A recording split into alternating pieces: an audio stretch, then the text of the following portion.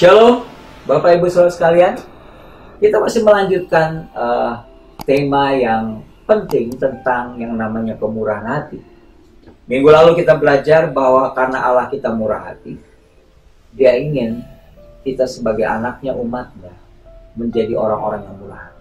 Yesus berkata, "Hendaklah kamu murah hati, sama seperti Bapamu di surga murah hati." Dan kita sudah tahu bahwa ketika Tuhan bilang, kita hendaklah kamu sempurna. Sempurna dalam apa? Dalam kemurahan hati kita. Saudara sekalian, seseorang pernah berkata gini, dunia orang yang murah hati, dunia orang yang murah hati akan semakin luas. Sebaliknya, dunia orang yang kikir akan semakin sempit.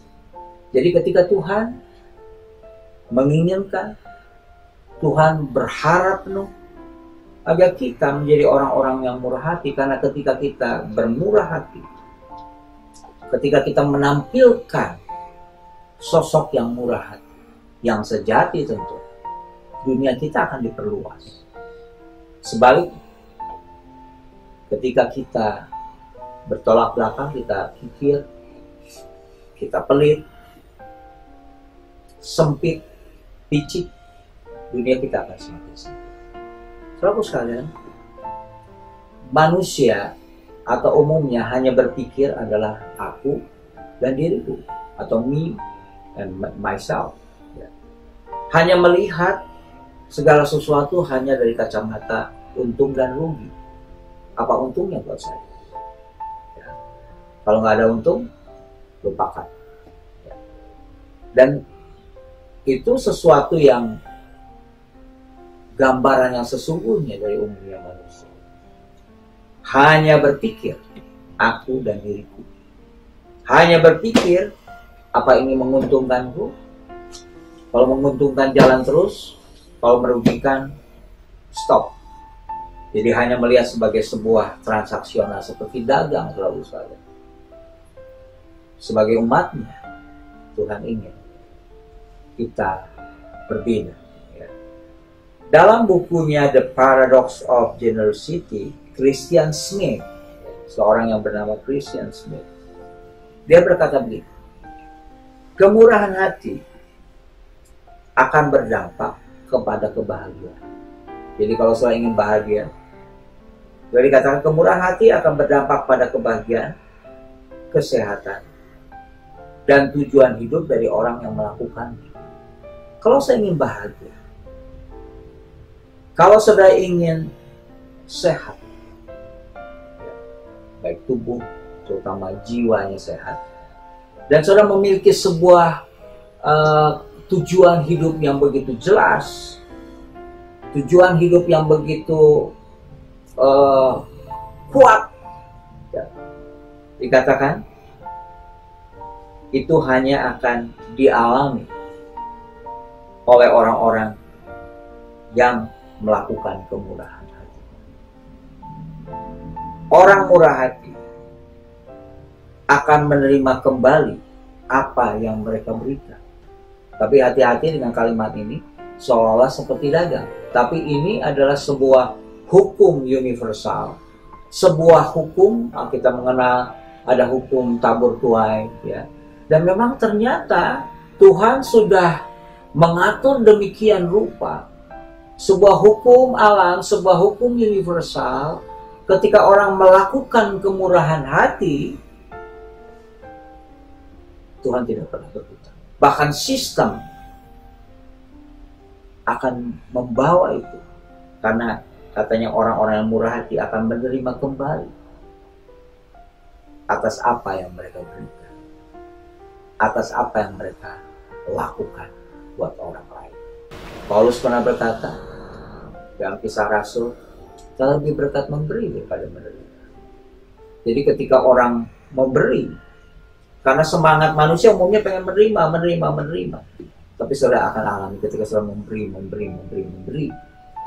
saudara akan menemukan ada sebuah kebahagiaan, ada sebuah sukacita yang berbeda daripada hanya saudara menerima. Kalau saudara perhatikan ya, dalam Alkitab, definisi kekayaan. Menurut dunia ini berbeda. Dunia ini hanya melihat orang itu kaya kalau dia memiliki harta, memiliki banyak harta, memiliki banyak materi. Tapi kalau Alkitab menjelaskan orang disebut kaya, bahkan disebutkan kaya akan kemurahan. Yang selalu berbicara kaya itu adalah dalam hal bermurah hati. Ya, atau dengan kata lain ini, kaya menurut Alkitab adalah selalu memberi, selalu tangannya di atas untuk orang lain.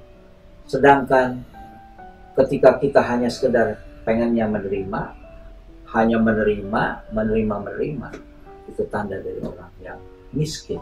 Jadi miskin, filosofi miskin dan kaya bukan hanya sekedar karena memiliki, tapi sebuah sikap hati yang selalu ingin berhasil memberi, berbagi, menjadi berkat buat orang lain. Atau dengan kata lain, hidup dalam kemurahan.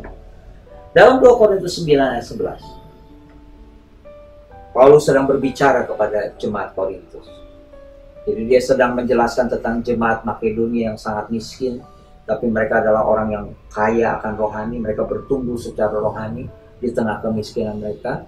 Dan Paulus sedang mendorong, memotivasi jemaat Korintus. Dia bilang ini, kamu akan diperkaya dalam segala macam kemurahan hati. Ya. Kita menginginkan tentu diperkaya dengan hal-hal yang harta, keuangan. Salahkah itu? Dalam bagian yang wajar, oke, kita butuh.